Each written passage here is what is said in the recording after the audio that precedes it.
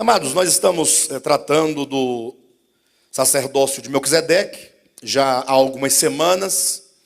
Os próprios irmãos podem perceber que o assunto já se estende desde o capítulo 5, quando o apóstolo começa a falar sobre o sacerdócio de Melquisedeque numa relação de oposição ao sacerdócio de Arão.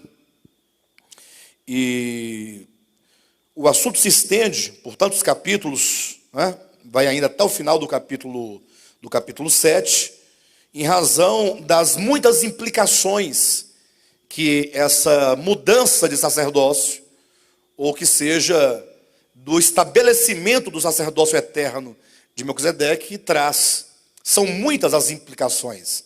Eu não sei se os irmãos estão conseguindo perceber cada um dos aspectos que eu estou trazendo aos irmãos, mas o fato é que se vocês depois quiserem reunir todas as mensagens que foram ministradas dentro dessa temática, né, sacerdócio de Melquisedeque, os irmãos poderão depois devagarzinho apontar todos os aspectos, todas as implicações que esse sacerdócio traz.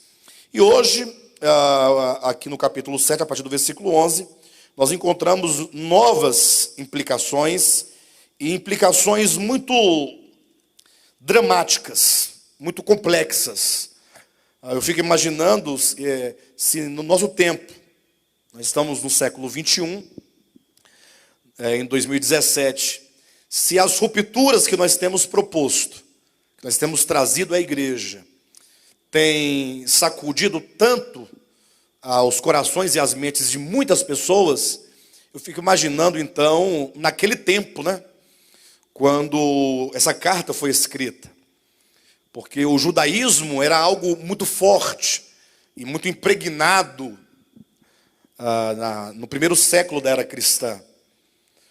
Não é fácil você romper, eles não estavam rompendo, no caso Paulo e os demais apóstolos, os que trabalharam nessa direção de ir de encontro a todos os fundamentos judaizantes para o estabelecimento das bases de um novo sacerdócio, de uma nova aliança.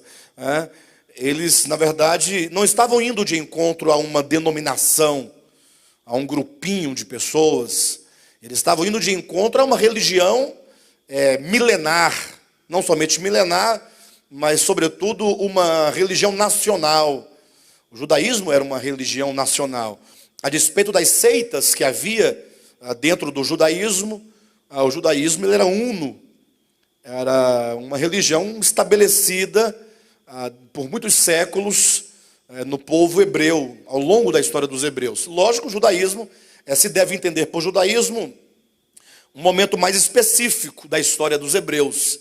Na verdade, nós temos a revelação de Deus a Abraão, Isaac, Jacó, ali naqueles primeiros momentos, que foi a revelação de um propósito, a revelação de uma promessa. Em seguida, nós temos a história do povo de Israel, de fato, quando a nação de Israel nasce ali no Egito, sai do Egito, peregrina no deserto por 40 anos e é introduzido na boa terra de Canaã. Aí os irmãos podem perceber que a partir da entrada na boa terra de Canaã se seguem os períodos dos juízes, o período dos reis e o período dos profetas. Então até aí nós temos, como nós podemos colocar, a fé de uma nação no Deus revelado a Abraão, Isaac e Jacó. Não havia ainda o judaísmo nesse período, portanto. Os irmãos entendem? Nós temos a revelação aos patriarcas, Abraão, Isaac e Jacó, para os irmãos entenderem o processo da história de Israel, como que eles chegaram ao judaísmo e como que se tornou muito forte essa questão.